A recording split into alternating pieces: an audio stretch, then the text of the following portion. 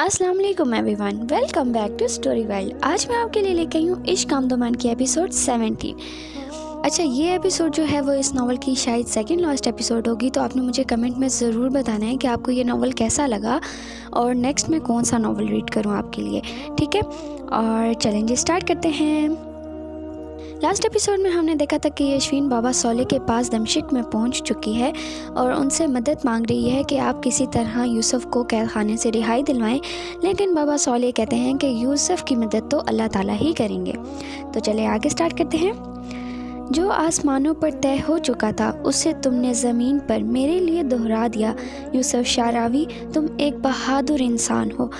यशवीन का दिया छोटा सा खत यूसुफ के हाथ में था और वो इसे अनगिनत बार पढ़ चुका था। इस कैद का एक एक लम्हा उस पर भारी रहा था, जब तक वो इस खौफ में घिरा रहा था कि यशवीन अल्तमुश के पास है। अब ये ख़त उसके हाथ में है और ये कैद खाना गुलो गुलजार है। इसे यकीन था कि माँ ने इसके लिए एक लम्हा भी अपनी दुआएं मौखर नहीं की होंगी, इसीलिए कोई यशवीन को तकलीफ़ नहीं पहुंचा सका। मशरिक़ व मग़रिब में क्या औरतों की कमी रही होगी जो किसी एक के लिए ख़ुद को कैद खाने का कैदी बना लिया जाए। उसके साथी उसे तंग करते थे, वो हंस देता। तुम नहीं समझोगे, या मजनू समझेगा या जंगजू समझेगा, तुम नहीं समझोगे। वो खुद भी ये समझने से कासिर था कि ज़िंदगी की ऐसी मुशक्क़त उसने कैसे सह ली। उसकी जवानी की बहारें कैद खाने की ख़ज़ा में गुजरी, लेकिन उसने उफ़ नहीं की। क्या वो ऐसा ही बाहिम्मत और बहादुर इंसान था, हर सख्ती को सब्र से ज़ाय कर लेने वाला? ज़िंदगी इंतज़ार का दूसरा नाम है। यूसुफ कैद खाने में ही रहा और वो इसकी मदद से कासिर रही। उसकी इल्तिजाएं भी बाबा सौले को कोनिया जाने पर मजबूर नहीं कर सकी थी। वो इनके घर में रहने पर मजबूर थी। उन्होंने उसे हुक्म दिया था कि वो इनकी इजाज़त के बग़ैर कोनिया नहीं जाएगी। बाबा शोफी वापस चले गए थे। बहुत सब्र से वो चंद दिन गुजारती, फिर से बाबा सौले से बात करने की कोशिश करती और नाकाम रहती। वो या इसे खामोश रहने के लिए कहते या वो खुद ही खामोश हो जाते। इनकी तरफ से किसी पेशकदमी का इंतज़ार करते करते वो थक कर रो देती थी। वो आजिज़ आ चुकी थी। कितने महीनों से वो इनके पास थी। क्या वो ये चाहते थे कि वो हमेशा यहीं चुपचाप पड़ी रहे और आखिरकार यूसुफ कैद खाने में ही मर जाए? आप यूसुफ के लिए कुछ कर रहे हैं या नहीं? एक दिन वो अपने लहजे पर काबू नहीं रख सकी। मैं तुमसे कह चुका हूँ कि मैं नहीं, अल्लाह करेगा। आप जानते हैं कि अल्लाह के काम उसके बंदे के ज़रिए ही अंजाम पाते हैं। मैं ये जानता हूँ कि मैंने तुमसे ज़्यादा बेसब्रा इंसान नहीं देखा। मैं तुम्हें जितना समझदार समझता था, तुम उससे कहीं ज़्यादा बेवकूफ़ निकली हो। मैं तुम्हें कई बार समझा चुका हूँ कि समंदर में जाल फेंक कर मछेरों को कैसे सब्र व तहम्मुल का मुजाहिरा करना पड़ता है। बीज बोकर किसान को फसल के उगने का इंतज़ार करना पड़ता है। नाइंसाफ़ी की कैद काट कर इंसाफ का दरवाज़ा खुल जाने का इंतज़ार बहरहाल करना ही पड़ता है। वो सर झुकाकर आंसू बहाने लगी। वो ठीक कह रहे थे, लेकिन गलत वो भी नहीं थी। सराय में उसके पास करने के लिए बहुत काम होते थे। यहाँ क्या था? बाबा सौले के मदरसे में पढ़ने वाली बच्चियों की निगरानी करना, उनके सबक में मदद करना और शाम को दरिया पर टहलने के लिए चले जाना। शुरू में बाबा सौले इसे अपने साथ लेकर जाते थे। वो अच्छी तरह से समझती थी कि वो इसका दिल बहलाने के लिए इसे यहाँ लाते हैं। फिर वो इतनी आदी हो गई कि तकरीबन हर दिन ही वहाँ जाने लगी। ये उसका मामूल बन गया। बाबा सौले यही चाहते थे कि उसका वहाँ जाना मामूल बन जाए। इस दिन भी वो दरिया के पानी को देखने में इतनी महव थी कि उसे दिन के बीत जाने और शाम के ढल जाने का अंदाज़ा ही नहीं हुआ।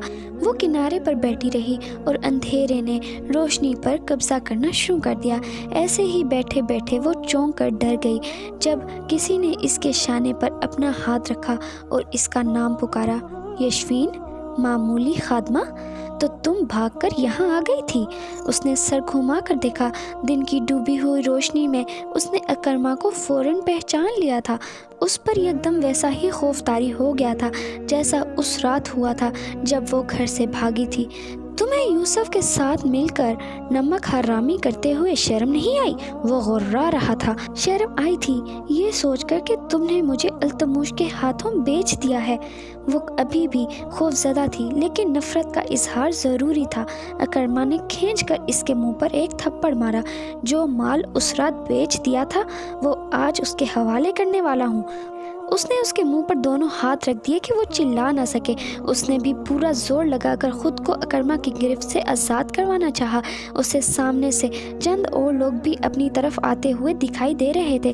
اسے یہ سمجھنے میں وقت نہیں لگا تھا کہ وہ اکرما کے ہی لوگ ہیں، تو جو اس رات نہیں ہوا تھا وہ آج ہونے والا تھا۔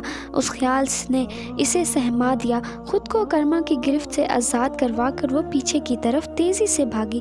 وہ بھاگ رہی تھی جبکہ جانتی تھی کہ اس کا بھاگنا فضول ہے۔ جتنے بھاگتے قدموں کی چاپ اور گھوڑوں کی ٹاپ اس کے اطراف ابھر رہی تھی، وہ اسے کیسے بچ سکتی تھی؟ اکرما پیچھے ہی کھڑا رہ گیا تھا۔ وہ محظوظ ہو رہا تھا کہ اس بار وہ ایک ناکام کوشش کر رہی ہے۔ یہ کونیا نہیں جس کی گلیوں میں چھپ کر وہ ان کے ہاتھ سے نکل جائے گی۔ وہ پورا جال بچھا چکا تھا۔ وہ کونیا نہیں تھا، دریا کا کنارہ تھا جس کا پہرا مہینوں سے عماد حمیدی کے آدمی بھیس بدل کر دے رہے تھے۔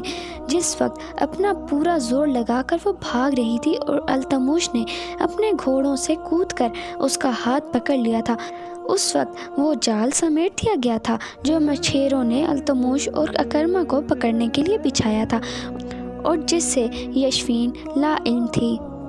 عورتوں کو لا علم ہی رکھنا چاہیے، ورنہ اپنی جلد بازی اور بے چینی سے وہ کام خراب کر دیتی ہیں۔ بابا صالح نے اسے جان بوجھ کر لا علم رکھا تھا۔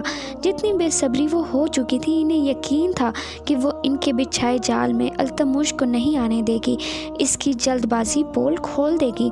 ایک بار یشفین اپنی جان بچانے کے لیے بھاگی تھی، آج وہ التموش اور اکرما کو پکڑوانے کے لیے بھاگی تھی۔ بابا صالح نے خود یہ اطلاع اکرما کے کانوں تک پہنچائی تھی کہ وہ وہاں ان کے پاس ہے۔ عماد حمیدی ان کا شاگرد تھا، اس سے زیادہ کون ان کا مددگار ہو سکتا تھا؟ زندگی پلٹ کر 6 سال پیچھے چلی جاتی تو بھی اتنی حسین نہ لگتی جتنی اس وقت وہ لیلا کے سینے سے جا کر لگی تھی۔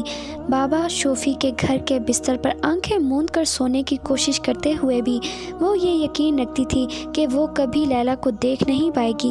اس کی آنکھیں قبر میں کھل جائیں گی، قیامت آ جائے گی، لیکن لیلا اسے کہیں نظر نہیں آئے گی۔ لیلا نے اسے خود سے الگ کر کر اس کے گالوں کو چوما۔ اس کی صورت پر زندگی کی سختیاں صبر کے قلم سے رقم ہو چکی تھیں۔ اس کا لباس معمولی تھا، اس کا ہاتھ جلا ہوا تھا۔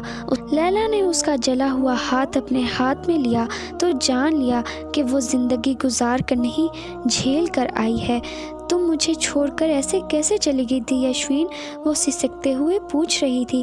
شاید ہر محبت کو جدائی کا داغ سہنا پڑتا ہے، وہ کہاں سے شروع کرتی اور کہاں تک سناتی۔